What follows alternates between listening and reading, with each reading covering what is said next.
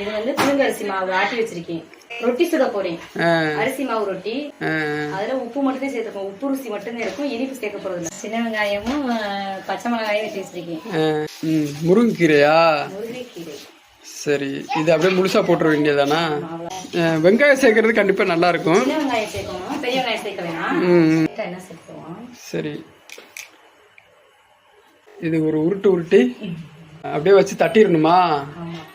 இதுல வச்சு தட்டிட வேண்டியதுதான்.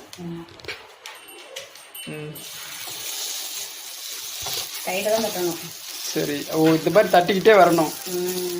இதுல முருங்கை கீரைக்கு பதிலா வேற கீரைகள் சேர்த்தா டேஸ்டா சேர்த்துக்கலாம். அவங்களே கலர்ல வேணும்னு சொன்னா பீட்ரூட் இருக்குல்ல, ஆமா ஆமா, அத மிக்ஸில அடிச்சுக்கிட்டு அந்த சாறு எடுத்து அந்த வெங்காயம் அந்த கீரையெல்லாம் சேர்ந்து சாப்பிடும்போது அது ஒரு டிஃபரெண்டா இருக்கும். நம்ம அம்மாங்க காலத்துல செஞ்சதெல்லாம். ஆமா ஆமா ஆமா ஆமா, அவங்க எல்லாம் இப்படி வெந்துருச்சு.